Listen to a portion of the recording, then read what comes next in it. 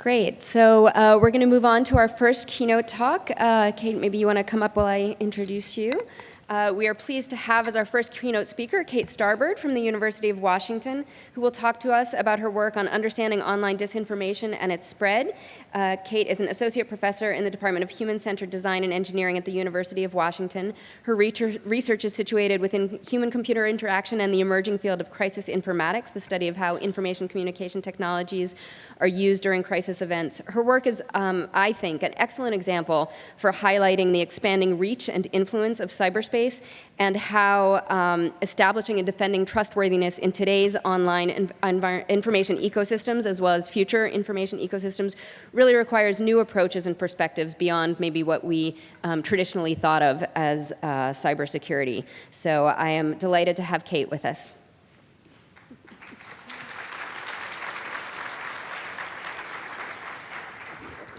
All right, thank you so much for that introduction. And I have a couple more affiliations I want to mention. One is that I am a founding PI of a new center, the Center for an Informed Public at the University of Washington that is going up. We're very excited about that. And I'm currently a visiting professor at Stanford in a cyber policy center while on sabbatical. All right, so I'm going to jump in here to this talk. So fake news, political propaganda, active measures, information war. In the last few years, we've been introduced to a lot of new terms, or old terms reintroduced. These terms that are meant to sort of describe some of the toxicities that we've been perceiving in our information spaces. And I'm going to focus on a subsection of this problem and on one term in particular, disinformation. And I'm going to talk to you about that in the context that we've been studying it, online during crisis events. We've actually been looking at disinformation several years now. But we didn't start out aiming to focus on disinformation. Like many online users, we sort of just stumbled down the rabbit hole. My first line of research was examining digital volunteerism during crisis events. So how volunteers organize themselves using online tools to respond to natural disasters, man-made disasters, political protests. In about 2013, my colleagues and I set out to examine online rumors during crisis events because we saw that as an issue that was becoming a little bit more salient. And in late 2015 and early 2016, we began to realize that we weren't seeing accidental rumors and misinformation. We were actually seeing intentional and pervasive disinformation. And soon that became the focus of our research.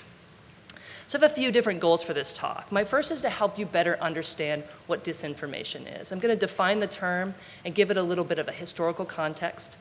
And I'm going to provide some recent case studies of online disinformation in particular and connect those to some misperceptions that we might have, try to correct some of those misperceptions, and add a little nuance to our understanding. And finally, I'm going to talk about the implications for the design of technology, the design of policy, and some other things as well, and perhaps have some questions to talk more broadly about what the implications of understanding disinformation in this way are for some of your work. Throughout this talk, I hope to communicate why disinformation should be a core concern of those who care about secure and trustworthy systems. So the first thing I want to do is distinguish between these terms, misinformation and disinformation. The differences between the two are especially important when we start to think of solutions. And one high-level way to characterize the distinction is simply as a matter of intent. Misinformation is information that's false, but not necessarily deliberately so, while disinformation is intentionally false information. From a high level, I think this definition works. This is a definition I give my undergraduate students when they want me to break this down a little bit more simply. But in another view, disinformation isn't simply about intent.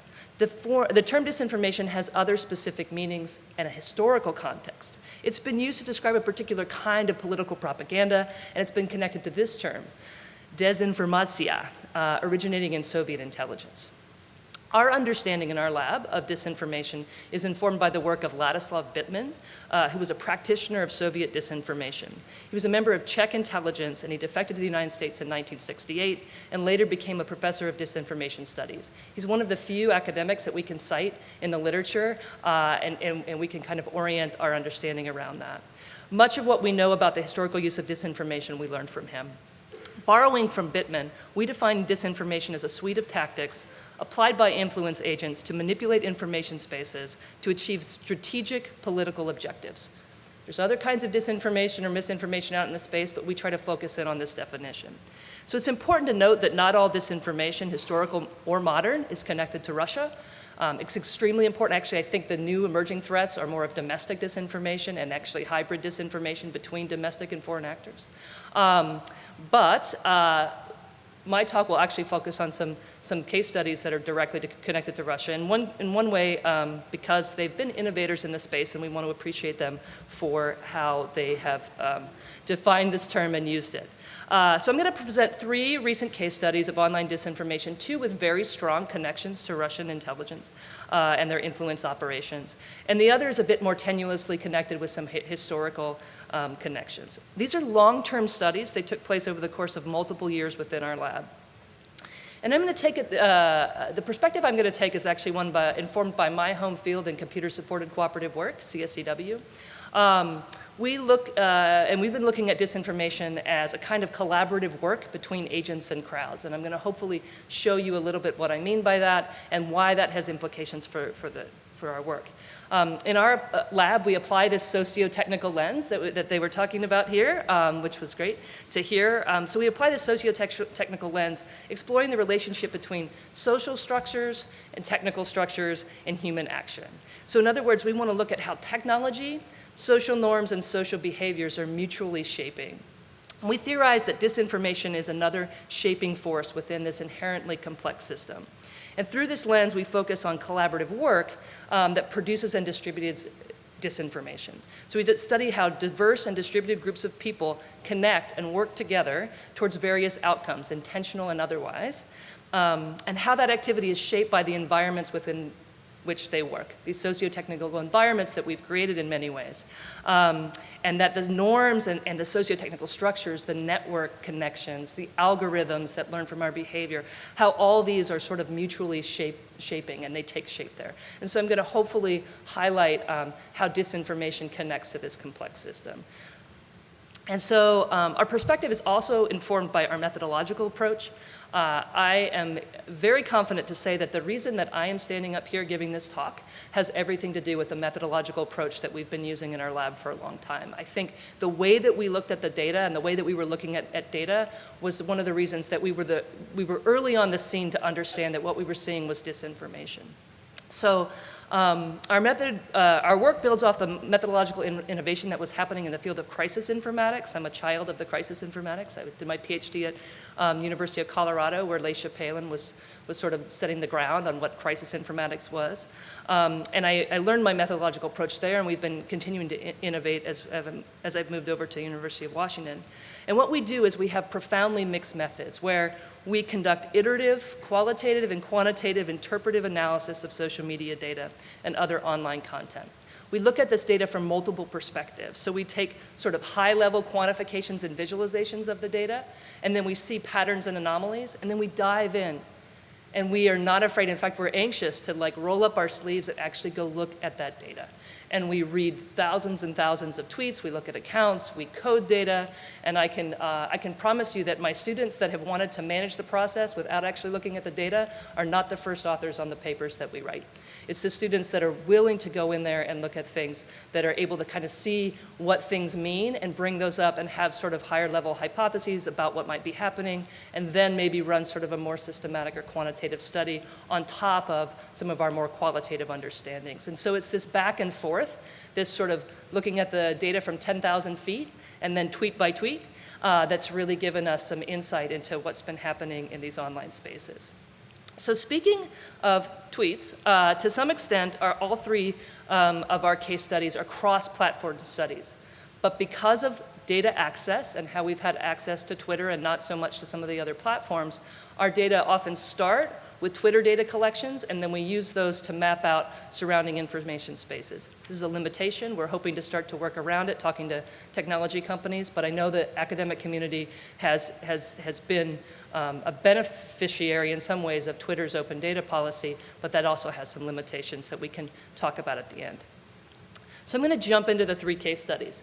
And they might be a little intense as we move across them, but this is the meat of the talk. All right. So our first case study is on Russian interference in the 2016 election.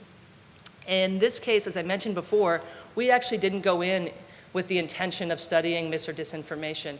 In this case, I had an undergraduate student who really wanted to study how the Black Lives Matter community was organizing, and he was really interested in that. And so we began to study that, and we began to look at framing contests within that discourse. So we were looking at primarily Black Lives Matter activists who were advocating against systemic injustice and political violence towards African Americans. And then we were looking at this counter movement of conservative accounts that attempted to challenge and denigrate the Black Lives Matter message. This conversation was highly polarized. From data collected relating to shooting events in 2016, we generated a data set that had tweets that had either Black Lives Matter or Blue Lives Matter in the text or in the content of the tweet. And as part of that work, we created a structural graph of retweets from that data. So this is that graph. In this graph, each node or circle is an account, and the accounts are, the edges are invisible, but the accounts are clustered closer together if they retweeted each other, and they're further apart if they didn't. And the graph reveals two separate communities or echo chambers on either side of this conversation. There's pro-Black Lives Matter on the left, so these accounts were mostly political left-leaning or liberal, and then anti-Black Lives Matter or pro-Blue Lives Matter accounts on the right, where accounts were consistently political right-leaning or conservative. When people talk about online polarization, this is what it looks like structurally. The two sides, so if we start to look at the content, the two sides created and spread very different frames or narratives about police shootings of African American citizens. At times, the discourse was emotional, divisive, and honestly uncomfortable for our research team as we were studying this. We managed to complete this study in October 2017. We published a paper at CSCW, our core conference, and then a few weeks later, in November 2017, Twitter released its first list. They were working with, they were actually pressured by the Senate Intel Committee, or the House Intel Committee actually, to release a list of accounts that they had identified as part of Russia's internet operations, the disinformation operations that they were running in 2016. And so Twitter had identified a bunch of accounts that they found were working with the Internet Research Agency in St. Petersburg. If you don't know much about this, I'll let you kind of look it up. I think many of us know about this by now.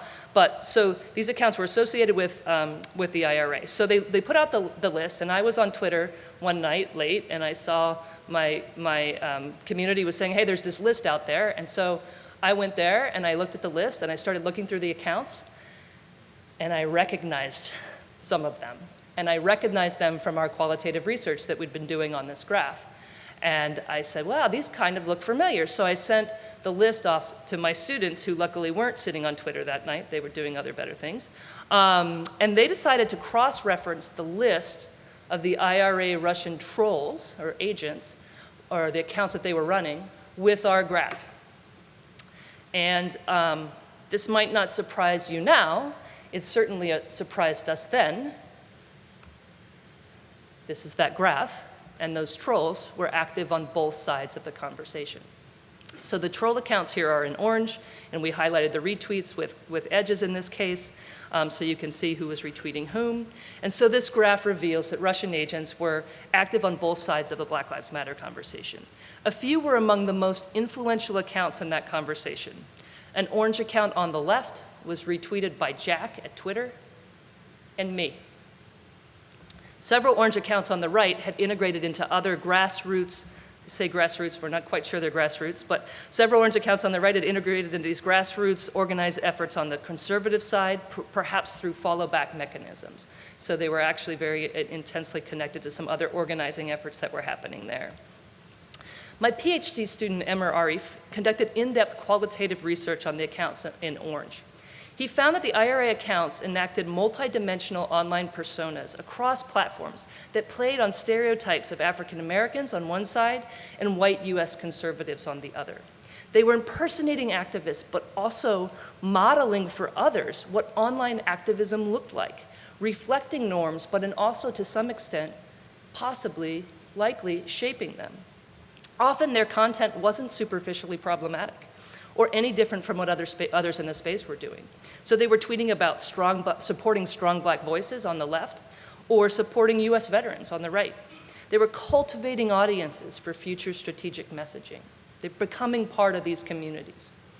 In other places, they were sowing and amplifying division. Some of their content was among the most vitriolic content in the space, advocating for violence against police on the left and using racial epithets on the right. In a few places, we can see them holding arguments with themselves. Like a puppeteer, they had one account on their right arguing with one account on their left, just trying to model anger and division in the information space. So we now have a much more complete view of the IRA activity. In 2018, through Twitter's Project Sunlight, they released all of the tweets that they'd associated with this set of IRA-based accounts, and they found additional accounts and released those accounts and tweets as well. In total, in fact, this total is probably higher than this now, but in this set that I'm looking at here, they had about 3,000 different accounts as part of their operations. And those accounts sent about 3 million tweets in English. This is focused on English here. So this is a temporal graph of their activity, with tweets down at the bottom, raw tweet counts, and then in the lighter or the darker color gray are the retweet counts that happened over time. What you can actually see here is that in terms of their English-speaking tweets, for years, the IRA troll accounts toiled in relative obscurity. So actually, the graph goes back to 2009, and there's a few tweets here and there, but they're not getting any retweets. And what happens is, they're picking up few retweets, they're picking up few followers. But that all begins to change in around December 2015. And what happened in 2015, December, is they began to create these political personas that we had seen in our Black Lives Matter data. And when they began to create those personas, that's when things took off. So they had about 300 accounts. Out of their 3,000, there's about 300 accounts that are associated with sort of these online personas of African-American Black Lives Matter activists, which are going to be blue in our next graph, and white US conservatives, which are going to be red in our next graph. And so when they began to perform these personas, their accounts started finally to gain traction, to get retweets and follows. And in the end, nearly 85% of the retweets that the IRA accounts received through 2018 were retweets of less than 300 accounts dedicated to the political personas we showed above. In other words, the IRA trolls, the disinformation operations, were most effective not in spreading fake news or doing some of the other things they were trying to do, but in infiltrating online political communities. Stepping back, we can see this as a multi-year campaign to infiltrate and shape political discourse in the United States. It was orchestrated by a group with ties to the Russian government. And we can see them burrowing into and working within, in some cases working with, otherwise organic online communities. We can categorize this activity as orchestrated, which is going to contrast with some of our upcoming examples. It was coordinated by a single organization inside a building in St. Petersburg. We don't know much about how they worked. We have a few accounts of people that had infiltrated and reported and sent information out, but we don't have a complete picture of how they're organizing these efforts. However, we can assume that it's in part organized. And another way to look at this activity is sort of a new campaign, as opposed to what we're going to see later, which are campaigns that have taken root and that are a little bit older. All right, so that's the first case study, and I'm going to switch very quickly to the next case study, which is in fact probably the hardest one for me to give. It's been very intense to study this content, and it is only getting worse as the days go on. But our second case study looks at disinformation during armed conflict. Since 2017, we've been conducting research on online discourse related to the civil war in Syria. In particular, in this research, we focus on conversations around the Syria Civil Defense, also known as the White Helmets, a volunteer rescue group that was working in rebel-held areas of Syria.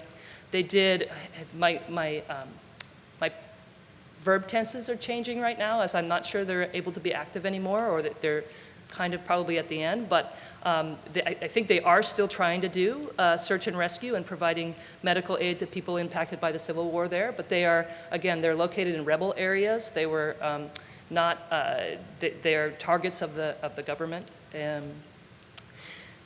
And not only do they work and try to respond to these disasters, they've also documented the impacts, and that's where I think they ended up becoming a target of a disinformation campaign.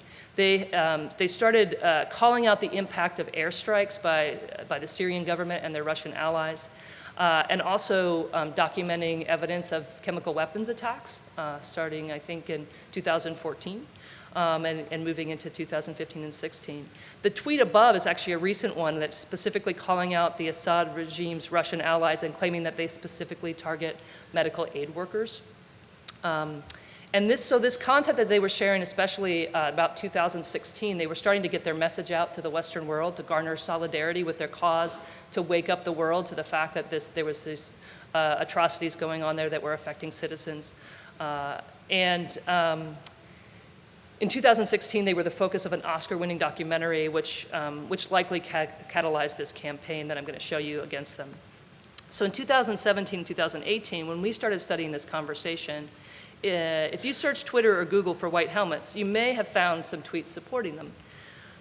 But you most likely would have encountered content like this, content that challenges the white helmets, claiming that they're a propaganda construct of the West, equating them with terrorists, calling them crisis actors, or accusing them of any number of atrocities. In our research on this conversation, we began by, actually, we were working with folks from the Harvard Humanitarian Initiative who were thinking about this as what does it mean to be a humanitarian response organization and that's being targeted by a disinformation campaign like this.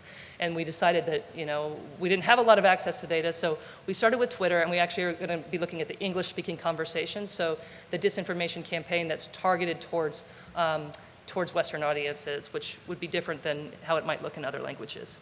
This is one representation of that set.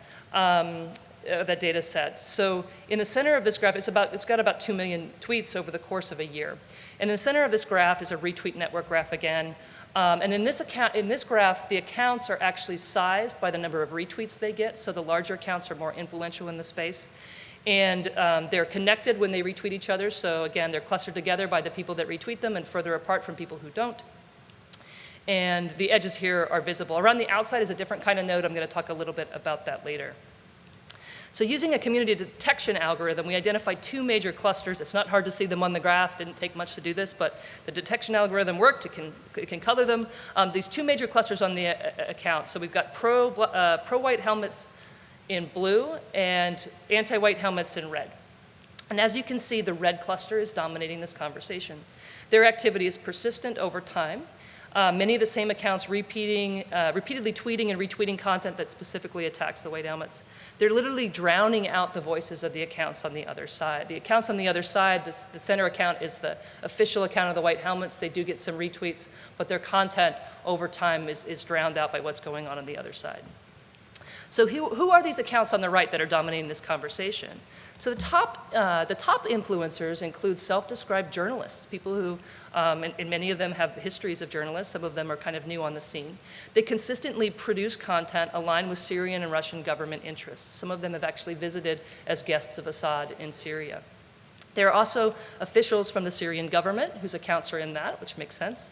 And there are a few of what seem to be inauthentic and likely sort of paid or organizationally controlled agents on that side. We're not sure who to attribute them to, but we have a good hunch on a couple of those accounts that they're not real. But inauthentic troll accounts make up only a tiny percentage of the content in this conversation. The retweeters that are causing some of these other accounts to be big are not troll accounts, and they're not bots. They're actually sincere activists. We actually went looking for bots in this conversation, and except in a few rare cases, we really don't find them. What we see is actually a community of online activists. So most of the accounts in red are unaffiliated accounts. You can see their profiles. They identify as activists. They have other sort of activist causes that they've supported. Many call themselves anti-war and have been sort of active in anti-war communities that are consistently critical of sort of Western interventions of different kinds. And these are real people who are sincere believers of the content that they're sharing, and many of them look very much like us, like me as an academic, like my students, and others. Although when we look a little closer, they may have some differences. But it took us a while to figure out what those differences were. And what were they doing? they're participating in what looks very much like online activism. Before I was a disinformation researcher, I was a researcher of online activism, and what they're doing is exactly what I studied for years. I celebrated in my papers, I talked about the tactics they use, and they're using the same kinds of things. Many of them are very sort of organic. They share articles and videos that support their narratives. They mention each other a lot. They call each other's attention to things. They try to call other people's attention to things. They dog whistle and collectively dog pile onto people who share content supporting the white helmets. So if a researcher shares a graph, not this graph, early on I shared a graph of the websites that support this conversation, and without much context at all, and I just experienced this dogpile like I'd never experienced before of people so every time something comes up that might support the white helmets kind of views or highlight what's going on in this network, they will try to silence those voices through criticism and just what feels like a little bit like online bullying. These accounts and these activists are persistent. They tweet about the white helmets for months or years. They activate at opportune times to capitalize on new information that can help make their case and to distract from breaking news events that are not aligned with their narratives. And they organize. In many ways, they look like this online disaster organizing I've seen. They've used Twitter and other platforms to coordinate and collaborate to recruit new members and spread their messages. This is very much collaborative work. So around this outside of this graph are a different kind of node, and I want to show you a couple different things here. So these are websites or domains that were active in the conversation. And the domains are sized relative to the number of tweets that link to those domains, and they're connected by the tweeter or the person who was retweeted that cited that domain, and they're colored by the proportion of content that came from the right versus the left side of the graph. We could see a couple of different things here. One, we haven't finished this research, we're still working on it, but that YouTube is a prominent domain in this conversation. It's mostly used as a resource for the anti-white helmets part of this conversation. They're bringing in videos in really interesting ways at opportune times, often remixing the same content over and over again into different videos, and then overlaying different kinds of narrative on top of that. They also feature a lot of content from the next two sites that I'm going to show you. So two of the top domains that support the conversation are RT, formerly Russia Today, and Sputnik News. Both domains are part of the Russian government's media and influence apparatus. In the white helmets conversation, these domains do a couple of different things.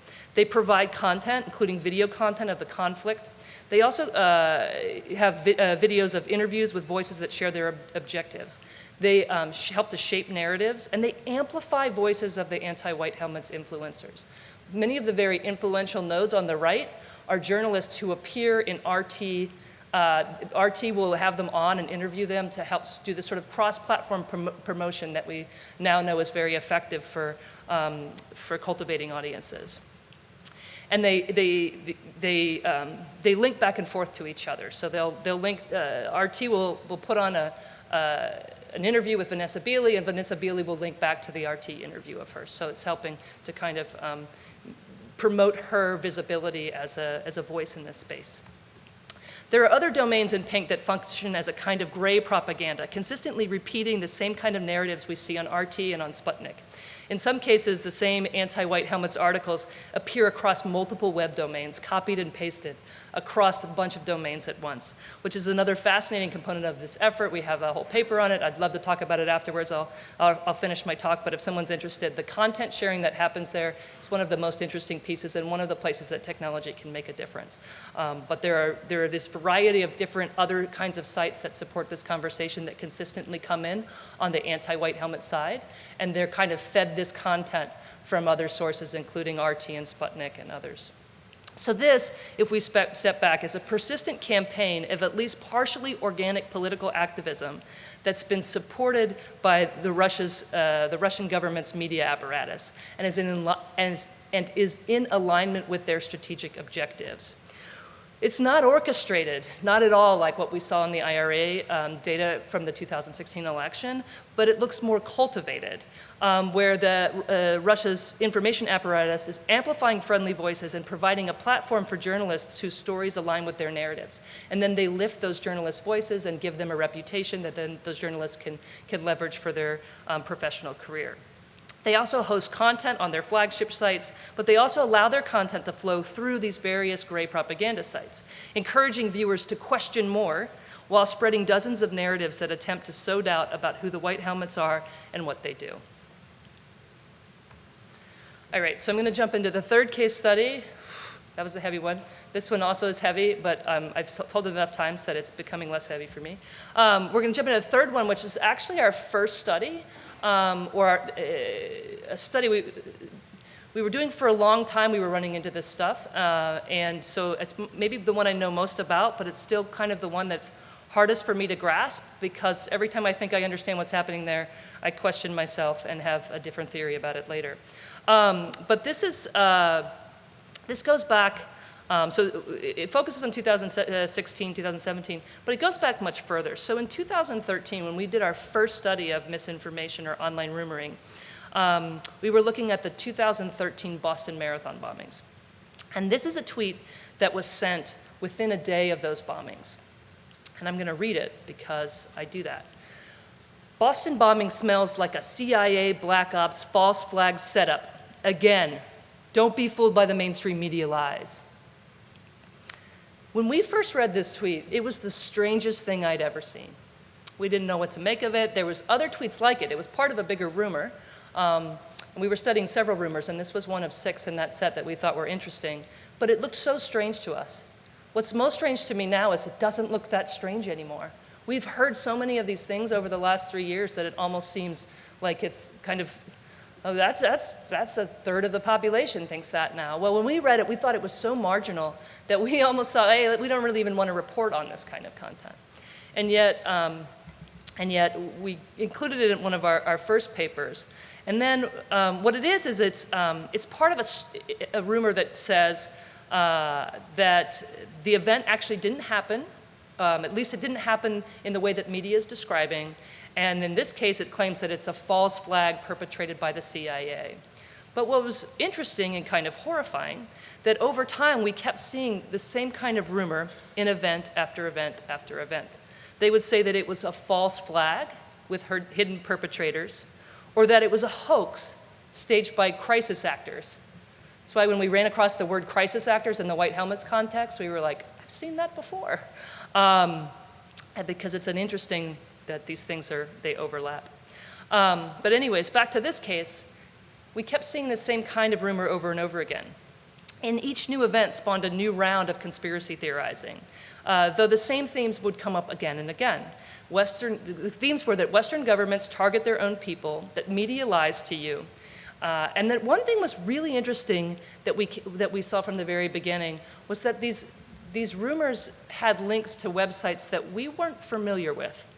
At the time, I did not know what InfoWars was. That was a nice time. So that's 2013. And I would tell people, you know what InfoWars are? And someone said, no. I was like, don't go find out. Unfortunately, I think most of us know now. But it was InfoWars, Your Newswire, Before It's News, Veterans Today, Activist Post, these sites we'd never heard of. And so one of the things we decided to do in this first study was to look at how the websites, like what are the websites that are supporting this conversation? And so we mapped out this space using user co-sharing patterns. So when the same users shared a link to 2 different sites, we would connect those sites in a graph, and we would have those connections grow stronger if multiple users shared a link to those sites. And this is data collected from a year's worth of data about shooting events that were happening around the world. And so in this case, the red sites, this is important, the red sites are sites that actively supported the conspiracy theorizing. They actually shared, like this event is a hoax or it's a false flag. The sites in blue were trying to actively debunk the conspiracy theories. Not sure that worked, but they tried. So they're actually saying there's a conspiracy theory out there and it's not true. And then the sites in yellow were actually sites that were just giving a straight news article about the event, and then the conspiracy theorizers used that as part of their theorizing in their tweeting. And so what the yellow sites are often, especially the ones that are near the red, are sites that sometimes conspiracy theorize, not in this case, or maybe they were doing it in a dog whistly way that we couldn't see, but they're part of the information diets of the people that are also going to the red sites, so especially the ones that are entwined there. So after creating this graph, I conducted content analysis of the different websites in this graph. I went and read tons and tons of articles by all of the sites that were in there. I do not recommend this. It took me years to recover. I can kind of say I'm recovered now after a quarter of sabbatical and 2 years between me and this analysis, but it was really intense. So the analysis revealed that the ecosystem is supporting a variety of different conspiracy theories and pseudoscientific claims. Each of these panels was one of, I just selected not totally random, but I selected some of the conspiracy theories that appeared in some of these sites. But each site didn't just have one conspiracy theory. They had a lot of conspiracy theories. In fact, often one site would have all of them. They were critical of Western governments. They were anti-media. They were anti-science. They consistently, their content consistently reflected what we're now calling populist ideologies. They also had strong anti-Semitic themes. Some of them would have very strong anti-immigrant immigration themes as well, although that kind of split depending on some of their other ways that they were micro-targeting people. But in any case, they also contain many and diverse claims about powerful people controlling world events, a sort of all-encompassing conspiracy theory through which to interpret each new event. We could talk about how someone in this ecosystem might have a kind of corrupted epistemology where everything is interpreted through this lens that I can't trust what people are telling me, and then also that there's someone that's pulling the strings of how everything works. Another thing that we noticed in this conversation was the presence of state-controlled media and think tanks within primarily the red areas of the graph. These websites were resources for people sharing this content. They were amplifying and shaping their views. Interestingly, this media ecosystem has a very strong overlap with the media ecosystem that was supporting the White Helmets conversation.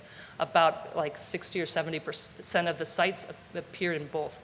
And so there's something in common that we can let you guess about. It's actually hard. We can't tell you why they overlap, but we have some hunches.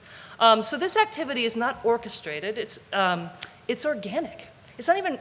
We can maybe talk about it. Might have been cultivated, but right now this activity actually looks very organic in the sense that it's when a new event happens, nobody in this ecosystem of people that theorize about these crisis events needed someone else to tell them to start a new conspiracy theory. They just do it because they think that's how the world works.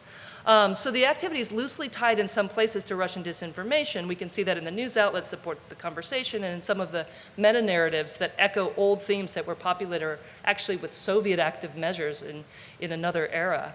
But this activity certainly isn't wholly or even mostly orchestrated by Russian information operators. This is an organic activity. And the accounts that make up these communities on Twitter and Facebook, on Reddit, are people. They're real people. And they don't need to be told what the story is. So for each new event, they generate new theories based on old themes, explaining the event as another example of a grand conspiracy theory of powerful people manipulating world events, and where the mainstream media lies to cover for them.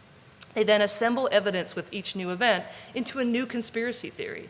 We can often see them discussing, this is the fourth time I've done that. We can also see them discussing shifting this theory over time to adapt to new evidence, trying to find the theory with the best fitness to spread beyond their community. They didn't need priming to run, this community did not need priming to run with the deep state theory. They already had it. It was part of their ideology. They've been playing with similar narratives for years. These theories often start out organically, although we can see them being amplified sometimes strategically. And we can see how these conspiracy theories serve as a vector for disinformation. So these communities are very soft, they're very vulnerable to new disinformation narratives that can be inserted into the community. And we could see how the deep state theories would have found fertile ground here.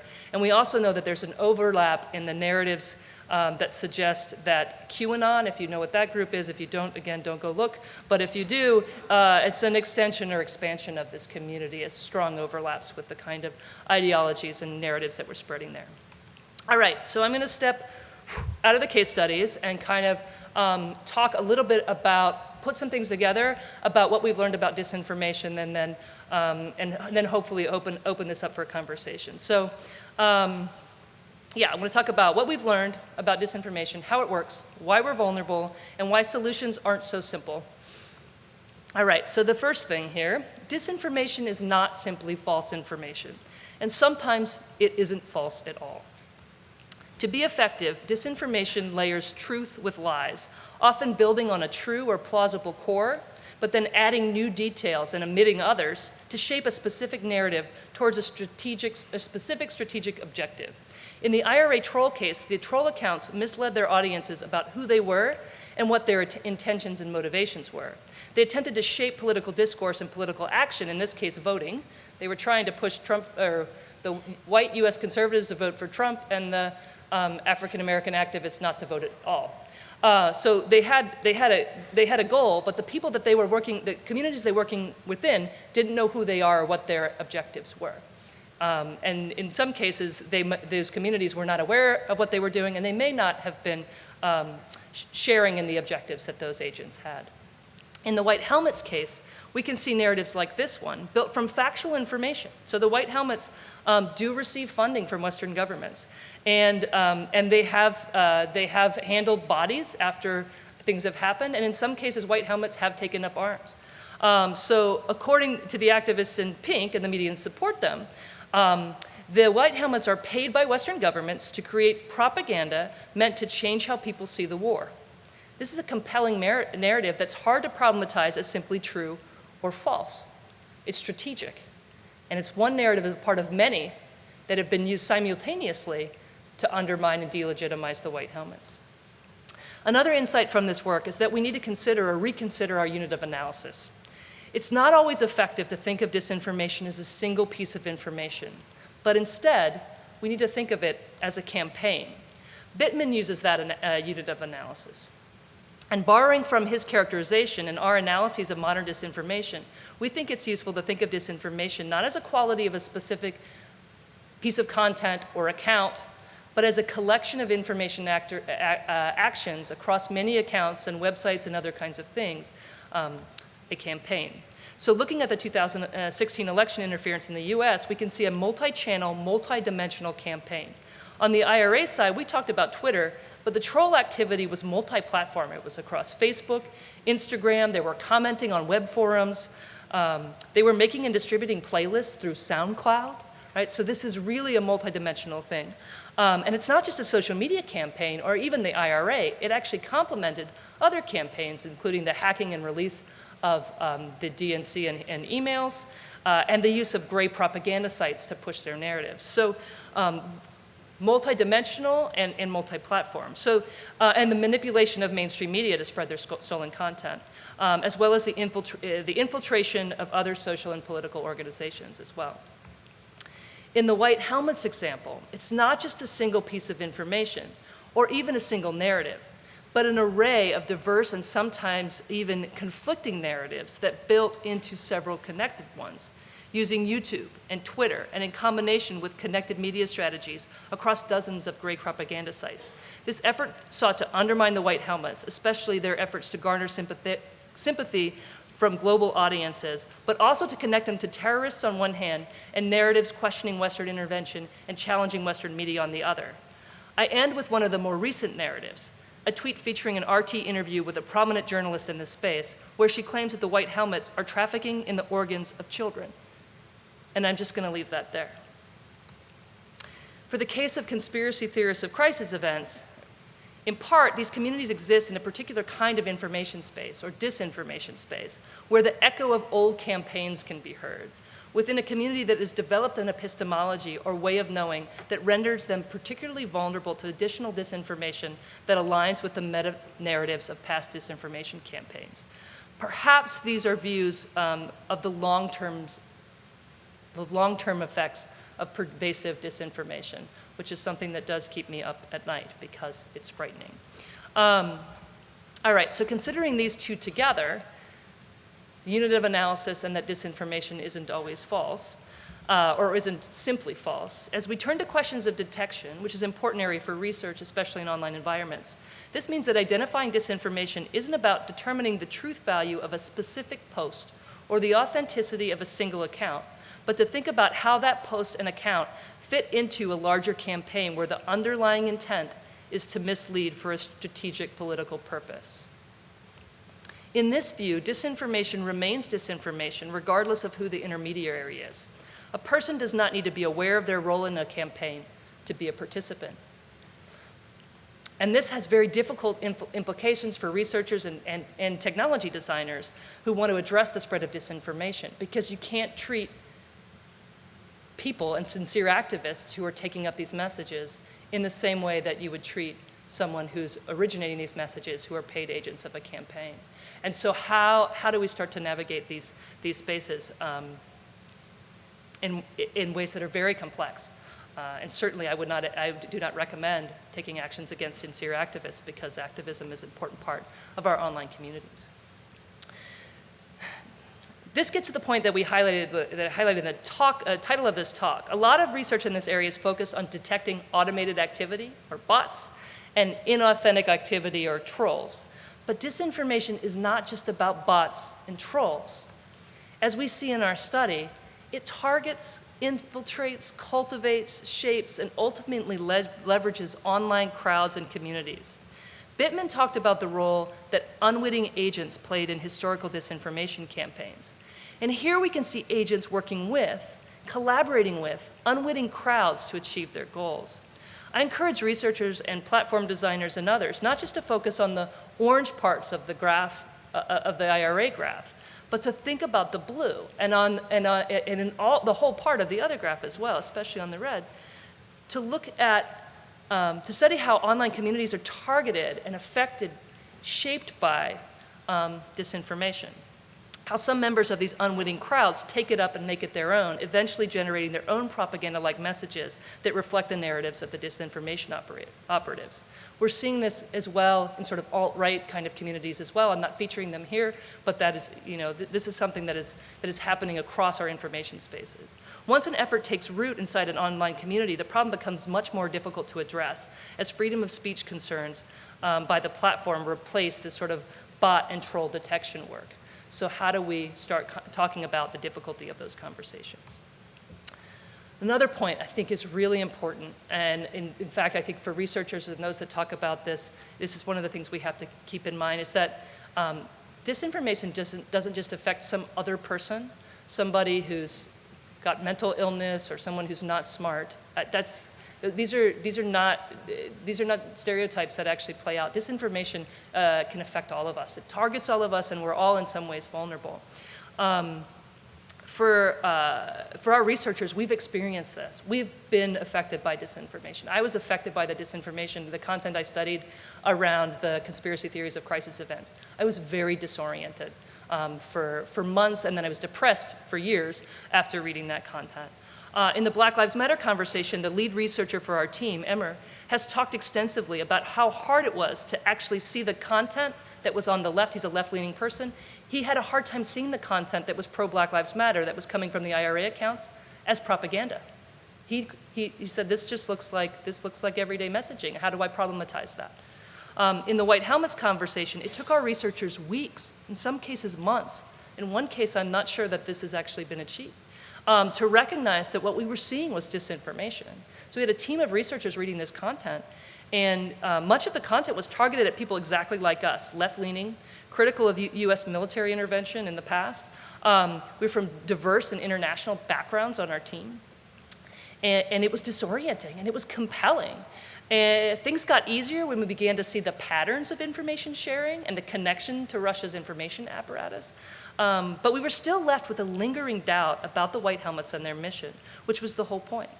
And though few of us here are Sandy Hook deniers, like some of the folks I've studied, we're all vulnerable to doing our own conspiracy theorizing from time to time. We're constantly looking for patterns, for explanation and causation, and at times we over-attribute simple causal factors to more random or complex chaotic systems.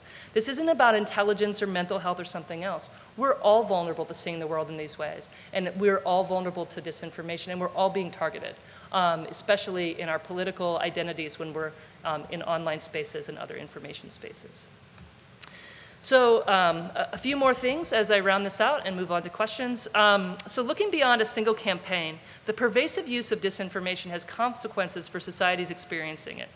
One of those is diminished trust in information. I think this is something we really care about here.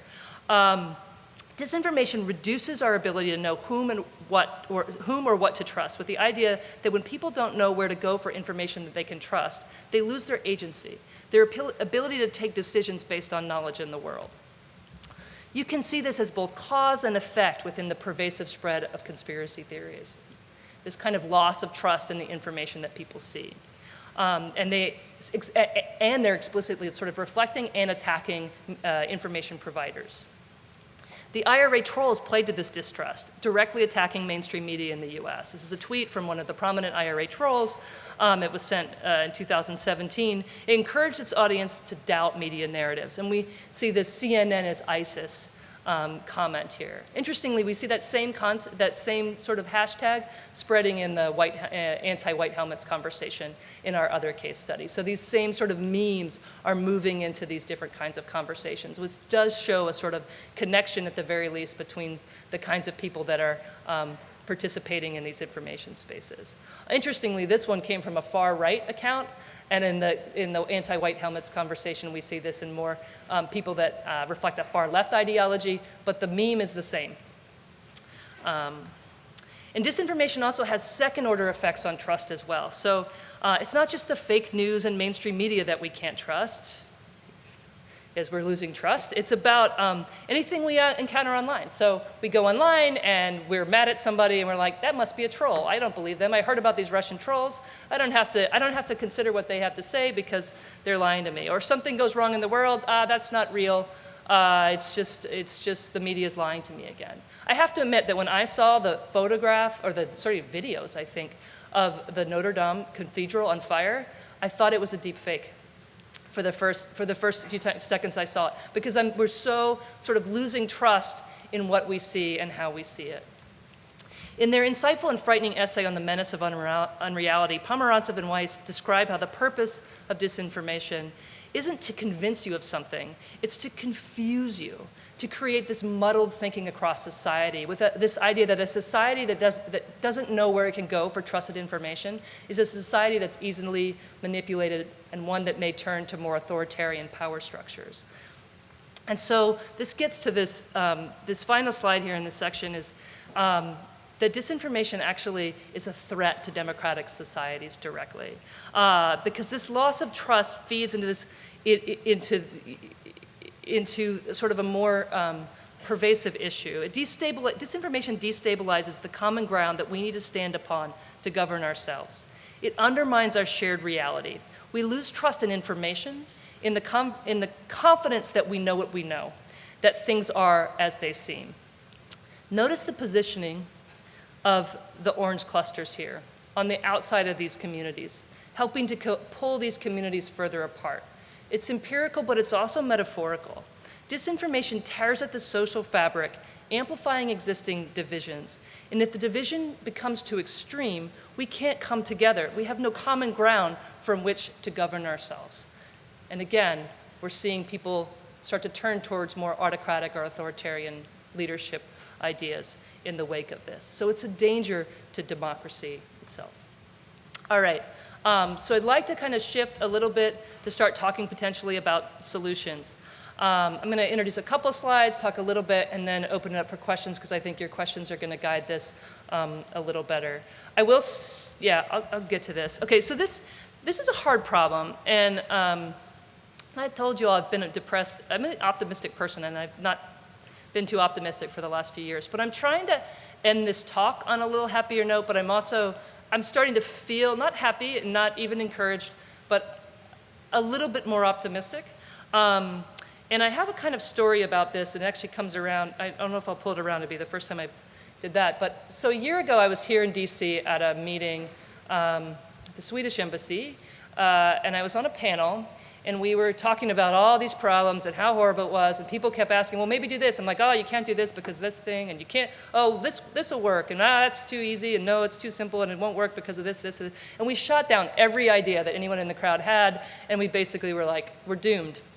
And there was this ambassador in the back of the room. It turns out, I just figured out who it was because I met him again this week, and I told him the story. He's like, that was me, Daniel Fried. And he came to the front of the room, and he's like, he scolded us, and he was like, "How dare you get up here and do this to us?" You know, we've had hard problems before. We had the Cold War, and we were at the nuclear war was like something that we were in fear of every day, and we had hard problems, and no one said, "Oh, we can't solve it." No, we chipped away at the problems. We worked at it from all these different sides, and eventually those problems were gone, and now we have a whole new set of problems. But you can't just give up. You have to, you have to chip away at these problems, and I agree. I mean, we're not going to solve it with one particular thing. There's no like one digital media campaign or digital literacy campaign that's going to fix it, or one change in technology. If Facebook would only do this, we're going to solve the problem. Absolutely not. We need to chip away at this from all sides. That's why it's really important to have a diverse group of researchers coming at this from different fields to look at how do we build technology that's more resistant. How do we train and educate people to become more resilient, to understand what's going on, to understand our vulnerabilities, and sort of interact in these places with in more productive ways. How do we build trust in these information systems? How do we build trust in journalism? How do we develop policies? And policies are coming. Again, I was back in DC earlier this week talking to some of the same people we were talking about to last year, and policy is coming for the technology companies, whether they like it or not, and they're at the table. And there are policymakers at the table. I think we need more people here at these tables to kind of think about what kinds of policies technology companies should be held to as we're trying to work on these spaces. I think that's one of the things I would really suggest is for you to start engaging with policy if you're not already, and to start thinking about in your papers the implications for policy as we're working on things. I think it's really important that we think about how do we address some of these problems without giving up the things we really care about in some of these platforms. How do we address disinformation without squashing online activism? And how do we support freedom of speech without supporting the weaponization of speech? And so, and I think our voices are going to be really important there. Journalism I won't feature here, but I think it's a huge part of the solution as well. There's good critique of media right now as they try to adapt to new conditions and that have been disrupted because of technology. And I think we need to support journalists in different kinds of ways, but they also have some work to do to kind of adjust their practices in this new world to kind of start building trust in their own products as well. So I'm not going to totally let them off the hook. On the education side, we absolutely need new media literacy things. I don't think media literacy alone is going to work, but we need media literacy. And it's not just about teaching people how to cross-reference things and other kinds of things. It's actually teaching us how to sort of understand that where we're being emotionally targeted, or how we're being targeted at our social identities and our political identities, and kind of tune in to how our own outrage at the other is being used against us as a society, and think about how we can be healthier and more productive participants in these information spaces. And one thing I want to say is we concentrate a lot on K through 12, but this is a K through 99 problem. And I think it's really important that we're not just focusing on educational interventions at the younger ages. The kids are going to be okay, I think. They're pretty savvy. They understand things. Definitely, I'm not advocating education. I'm not saying we shouldn't educate them, but I think we have to keep the world around long enough for them to take over. And I think people my age and older are very susceptible to disinformation, and we keep saying that we should be educating the kids when it's really, we need to go take a look at our own practices. So, so I want to encourage that as well. And I think my last slide is I just want to leave you with this, as Ambassador Freed was encouraging me last year, to chip away at the problem. We're, again, not going to just solve it with one little thing, but I think each of us has something to contribute from different perspectives, whether it's like the technology itself, making it more secure, encryption, and all these things, versus the psychology, it's a psychology problem, it's a sociology problem, it's an engineering problem, it's across the board. So whatever skills you have, if you have the interest to come into this space, I think it's really important for us to be working together, and just making small gains are going to be really important. And that's it. I'm going to say thank you. I want to say thank you to all my students and collaborators. I've had great students that are helping me with this. And then, yeah, open up for questions. Thanks.